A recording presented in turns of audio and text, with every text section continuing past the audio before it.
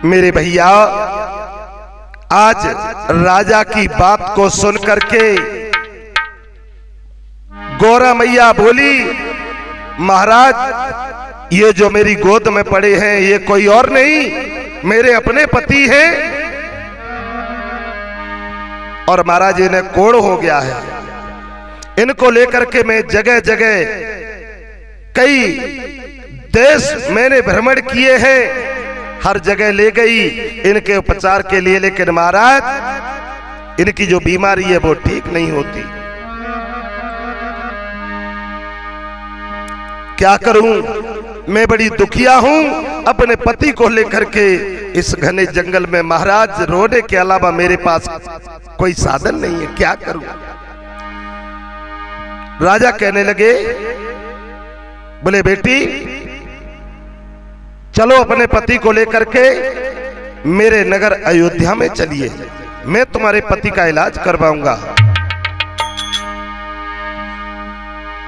गौरा मैया कहने लगी, महाराज बिल्कुल चलूंगी, लेकिन मुझे त्रिबाचा भर के कह दो कि बाकी में तुम मेरे पति का अच्छी तरह से इलाज कराओगे या नहीं। मुझे कैसे भरोसा होगा, कैसे विश्वास होगा। कहीं महाराज तुम्हारे मन में कोई खोट आ गया मुझे देख करके, तो मैं फिर कहां जाऊंगी। गौरा भैया के मुख से ये वचन सुने उसी समय राजा मानधाता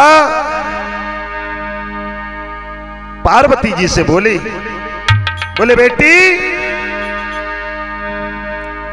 3 वचन देता हूं कि जो मांगोगी वही पाओगी, और मैं वचन आपको देता हूं ना खाली हाथों जाओगी। मैं आपको वचन देता हूं, और छत्री बात कह करके कभी मुकरते नहीं है। क्या बोले, धरती उलट पुलट जय है जय, और सूरज युगे पश्चिम से जाए। राजा कहने लगे, धरती उलट पुलट जय है जय, सूरज युगे पश्चिम से जाए। चाहे गरुड़ को सर्प भके और चाहे सिंह को गैया खाए।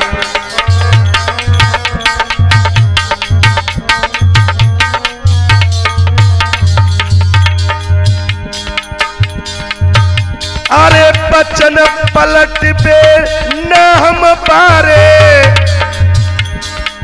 बहना सुन ले ध्यान लगाए। छत्री है के बात न बदले, सीधो परे नरक में जाए।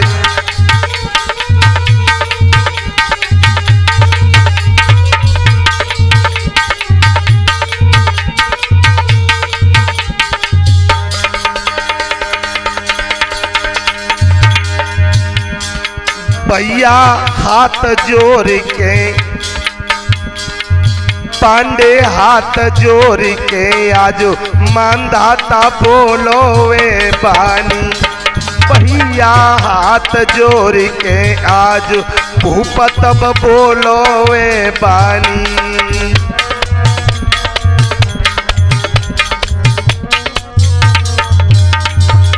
बोलो वे बानी, भूपत बोलो वे बहनी। भैया हाथ जोड़ के आज भूपत बोलो वे बानी।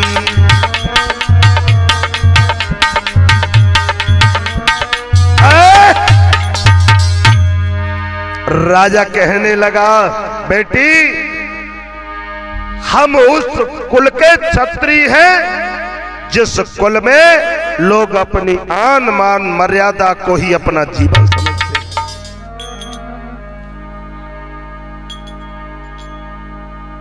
चलिए आप अपने पति को लेकर के मेरे महलों में चलिए, कितना भी प्रयत्न क्यों ना करना पड़े, हम तुम्हारे पति को बिल्कुल ठीक कराएंगे।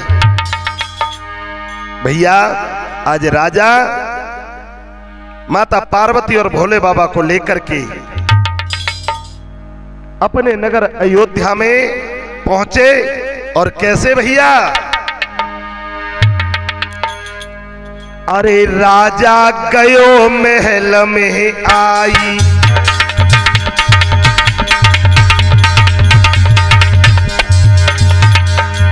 राजा गए महल में आई, और जन मंत्री लए बुलाई।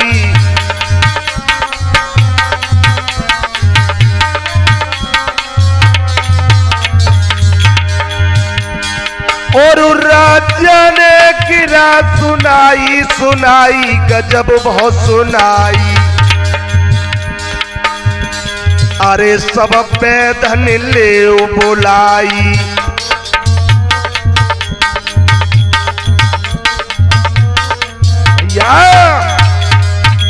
सभी मंत्रियों को इकट्ठा करके राजा मानदाता ने कह दिया, हमारे राज्य में जितने भी हकीम और वैद्य हैं सबको बुला लिया जाए और अच्छे से अच्छा इलाज इनका करवाया जाए। श्रोता बंधुओं, राजा मानदाता के सैनिक जहां भी हकीम और वैद्य जितने भी थी सबको लेकर के आए। और जैसे जैसे हकीम और वैद्य भोले बाबा पर दवा इस्तेमाल कर रहे हैं, लेप लगा रहे हैं, वैसे ही वैसे भोले बाबा का कोढ़ और गहरा होता चला जा रहा है। ज्यादा क्या बताएं, आज मानदाता का मानो एक तरह से खजाना ही लुट गया हो दवाइयों में, लेकिन भोले बाबा का कोढ़ ठीक नहीं हुआ। राजा मानदाता बड़े आश्चर्य में पड़ गए, विचार करने लगे, भाई आखिर में कैसी बीमारी है। और एक दिन राजा मानदाता माता पार्वती के सामने आकर के हाथ जोड़कर खड़े होकर के कहने लगे, बेटी मेरे खजाने में जितना भी धन था सब बर्बाद हो गया। बड़े से बड़े हकीम और वैद्यों को मैंने बुलवाया, लेकिन मैं तुम्हारे पति के इलाज में सफलता नहीं मिली मुझे। माता पार्वती हंस गई, महाराज मुझे ये सब पहले से ही पता था कि एक दिन यही होने वाला है।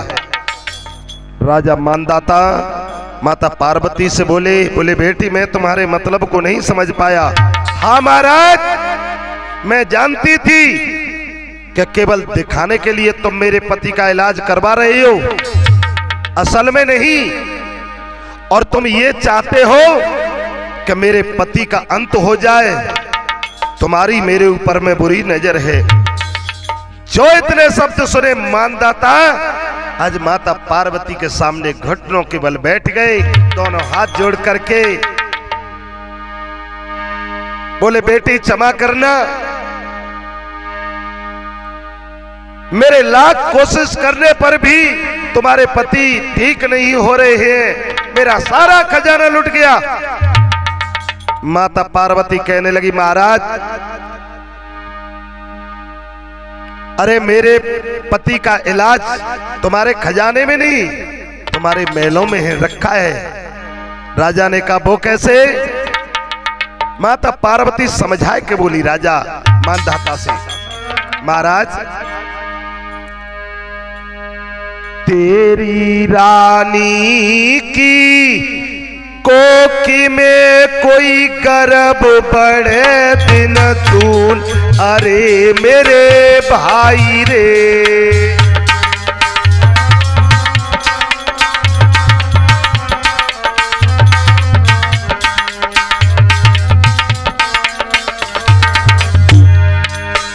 पार्वती मैया कहने लगी, महाराज मेरे पति की दवा तो तुम्हारे महलों में रखी है।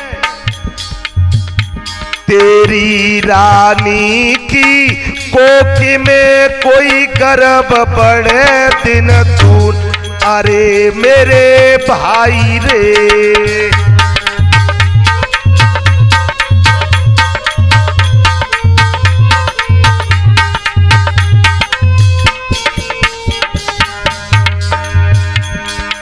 महाराज, तुम्हारी रानी के कोख में एक गर्भ पल रहा है। राजा कहने लगा बिल्कुल, लेकिन मेरी रानी के गर्भ से तुम्हारे पति का क्या संबंध है? महाराज, दवा तो वहीं से आएगी। राजा माता पार्वती से, बेटी तुम क्या बोल रही हो? तुम्हारी बात मेरी समझ में नहीं आ रही है। तुम कहना क्या चाहती हो? हाँ महाराज, जो तुम्हारी रानी के गर्भ में जो बालक पल रहा है वही तो मेरे पति की दवा है। कैसे समझाए के बोली? ठीक हो पति कोड़ा से जो मिली जाए पाको खून, अरे मेरे भाई रे।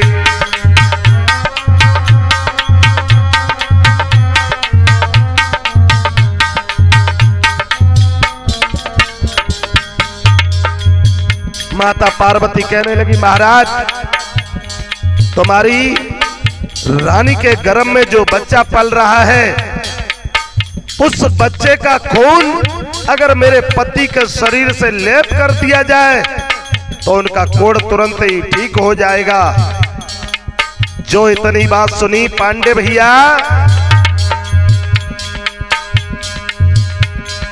इतनी सुन के बात को तब गए भूप घबराए, अरे मेरे भाई रे।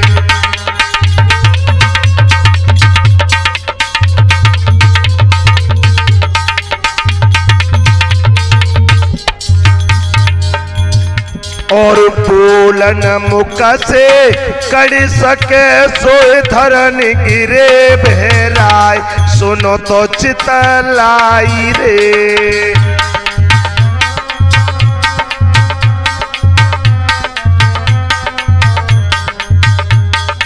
भैया, आज मेरे भैया राजा मानदाता धरती पर गिर पड़े। बेटी बेटी, तुम ये कैसी बातें कर रही हो?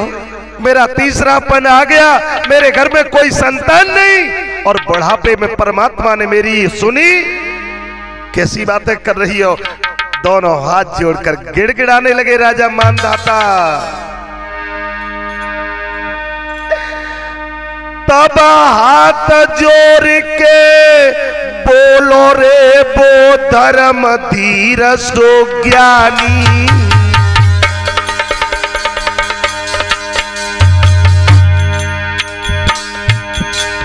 तब हाथ जोड़ के बोलो रे वो धर्म धीर सो ज्ञानी। जाको थर थर कापे अंगरे, जाको थर थर कापे अंगरे, नैनन से बरस रहो पानी।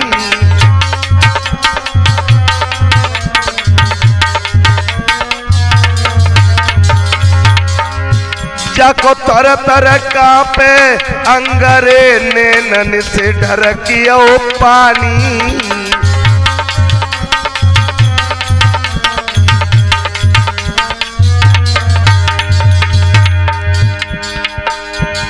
राजा समझाए के बोले, बेटी मेरी बहन धीर मन कैसे धारेंगो, मेरी प्राण न प्यारी नारी अरे बाई कैसे मारेंगो। राजा भरी लगी गयो रोई, समय से पेश नहीं जाती। राजा भरी लगी गयो रोई, समय से पेश नहीं जाती।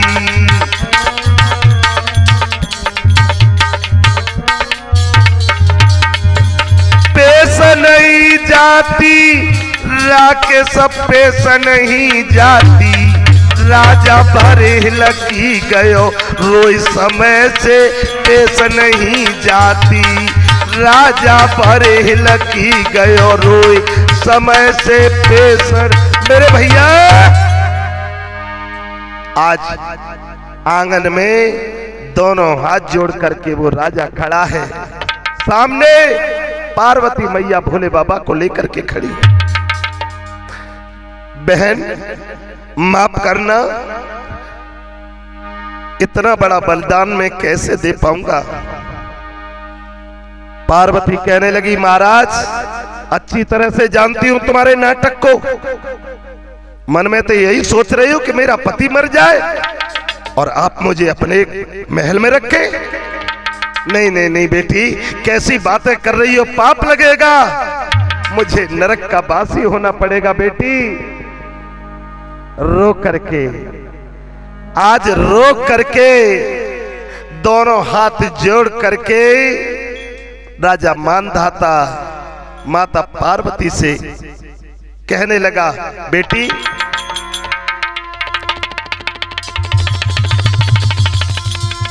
तबलक रानी को रूप भूप कई पानी,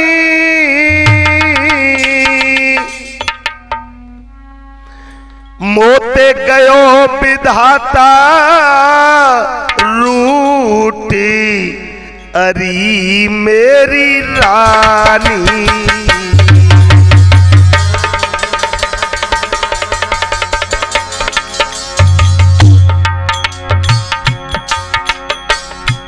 मोते गयो विधाता रूठी अरी मेरी रानी।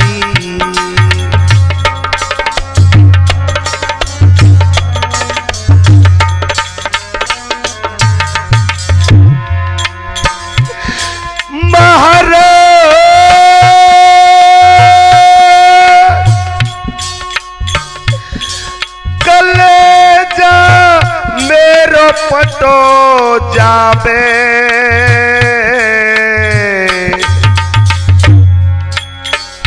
बेटी, अरे कहा करो कित जाऊं बेटी,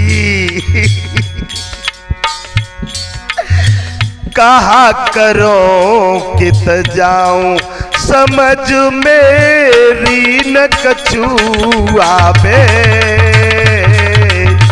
कहा करो कित जाऊं, समझ मेरी न कछु आवे, कहा करो कित जाऊं। हे बेटी, मैं कैसे अपनी रानी को मारूंगा, कैसे उस बच्चे को निकालूंगा, कैसे मारूंगा मैं अपने आंख के तारे को। आज हिलकी भर के महाराज मानधाता रो रहे हैं भैया। राजा मन में विचार करने लगे कि शायद भगवान मेरे सत्य की परीक्षा तो नहीं ले रहे।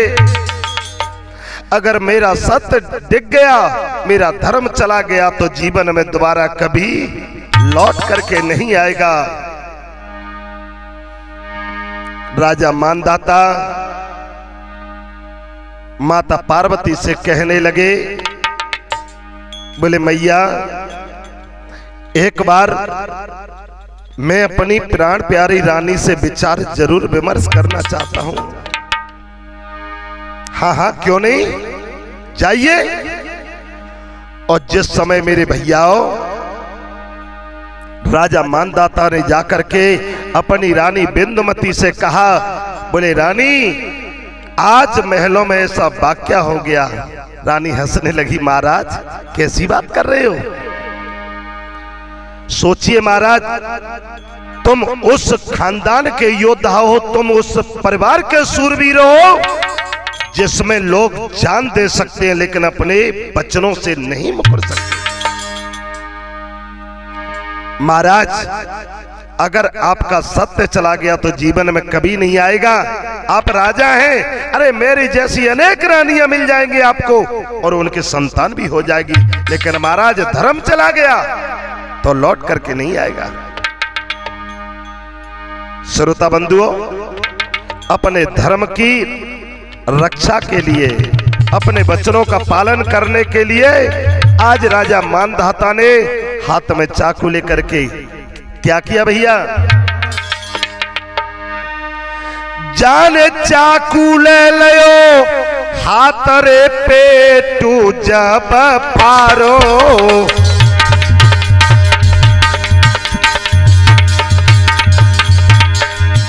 जन चाकू ले लो हाथ रे पेटू जब पारो, रानी की कोख से राजा ने, रानी की कोख से राजा ने तब अपनो कुमर निकारो,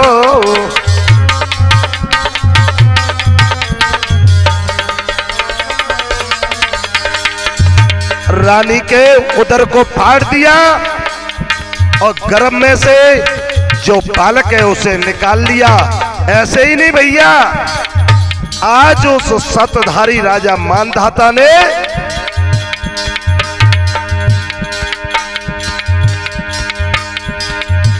महाराज खून को चलो पुआरो और रानी दैये मारे तुरंत जाने बेटू मारो वे, भैया सत की खातिर आज भूपन दोनों ही मारे दे, पांडे सत की खातिर आज भूपन दोनों मारे दे,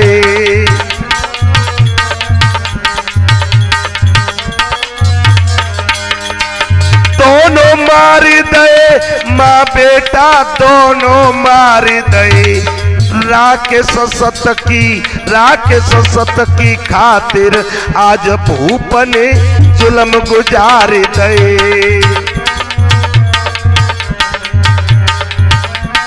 भैया आज राजा मानधाता ने अपनी रानी का पेट फाड़ करके उस बच्चे को बाहर निकाला और उस बच्चे को मार करके उसका जो रक्त है एक कटोरा में भर करके दोनों हाथ में वो कटोरा लेकर के राजा, माता पार्वती और भोले बाबा जिस जगह विराजमान हैं उनके पास में गए, दोनों हाथों को आगे बढ़ा दिया। बेटी, अगर आपके पति इसी से ठीक होते हैं तो ये लीजिए, मैं अपने बेटे का रक्त लेकर के आया हूं। दोनों हाथों में वो कटोरा, पार्वती कभी तो उस कटोरा की ओर देखती है और कभी भोले बाबा की ओर देखती है, भोले की ओर देखती है फिर कटोरा की ओर देखती है। भोले बाबा ने आज आंखों ही आंखों में पार्वती को सब कुछ समझा दिया। देवी,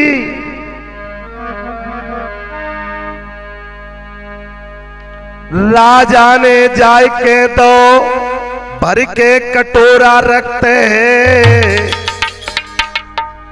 तब शंकर जी कहने लगे देखो उमा मेरो भक्त। बोले हे गौरा, तुम धर्म के खम्भ देखना चाहती थी? जगत भवानी दो से तुम अपना प्रतिबिंब, अब तुम मुझसे मत कहना नहीं देखे धर्म के खम्भ। बोले ले लो इस कटोरा को और मुझसे अब कभी मत कहना कि धर्म के खम्भ दिखा दो। पार्वती मैया कहने लगी तो क्या धर्म के खम्भ नहीं दिखाओगे? भोले बाबा कहने लगे बाबरी, अरे धर्म के खम्भ कोई सोने के नहीं है, कोई पत्थर के नहीं है जिसे मैं तुम्हें दिखा सकूं। ओ गोरा, कहां सो रही हो? जिसने केवल सत्य की खातिर, वचन की खातिर अपनी पत्नी को मार दिया, जन्म लेने से पहले अपने पुत्र को मार दिया।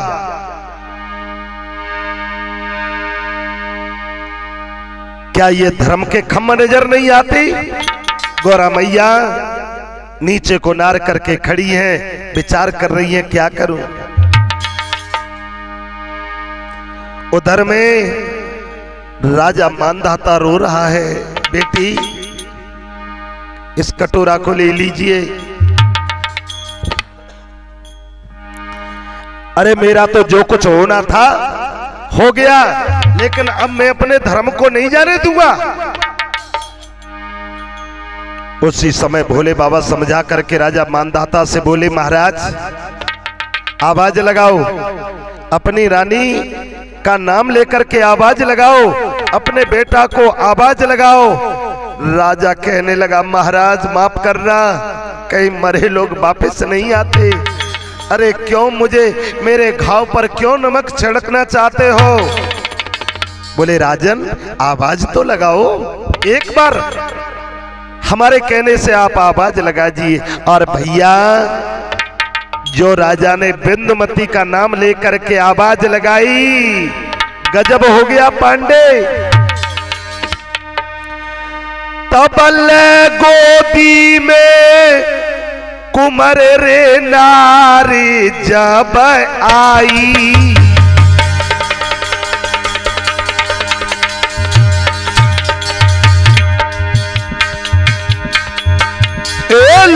गोदी में बेटा को जब मैया बाहर आई, जो राजा मानधाता ने आवाज लगाई, गजब हो गया। वही रानी बिंदुमती उसी बच्चे को गोद में लेकर के महल के कक्ष से बाहर आई। राजा देख करके, आहा भैया, तब अपने मन में राजा रे रहोवे हर साई।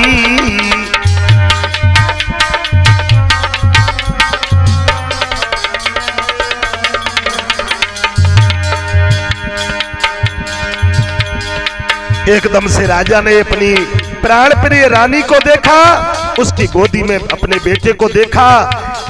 आज मारे खुशी के अब तो राजा का शरीर कांप रहा है, आंखों से ठंडे ठंडे आंसू निकल रहे हैं।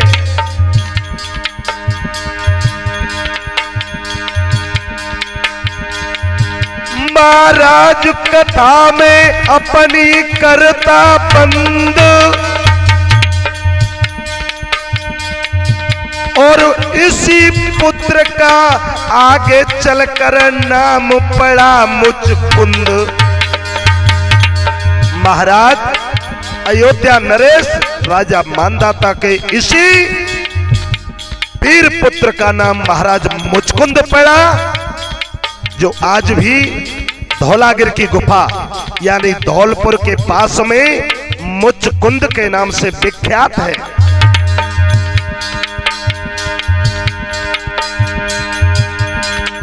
भैया लीला पूरन भई, हमारी गलती माफ करो, यारो लीला यारो गाता पूरी भई, हमारी गलती माफ करो।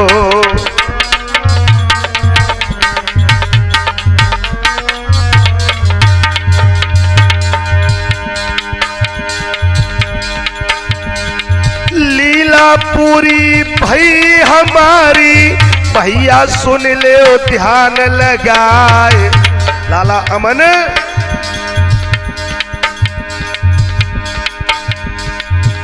और राकेश शास्त्री नाम हमारो, गाता तुमको तई सुनाए।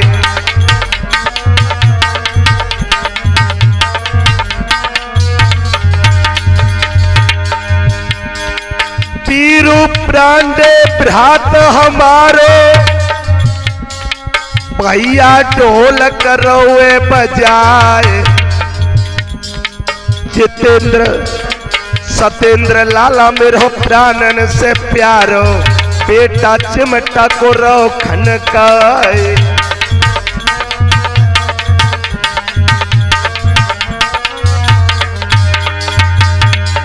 अमन भास्कर दोनों भैया मेरे सन्मुख बैठे जो आए।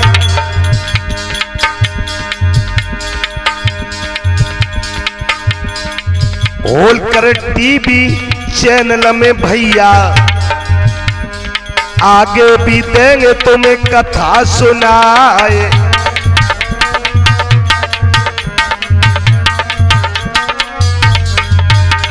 हमारे होलकर टीवी यूट्यूब चैनल में हमारी और भी नई नई कथा आपको सुनने के लिए मिलेंगी।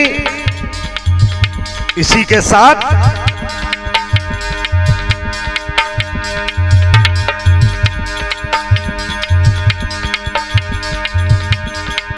काऊ दिन नागिन बन के जस जागी मोहन तेरी बांसुरिया। काऊ दिन नागिन बन के जस जागी मोहन तेरी बांसुरिया।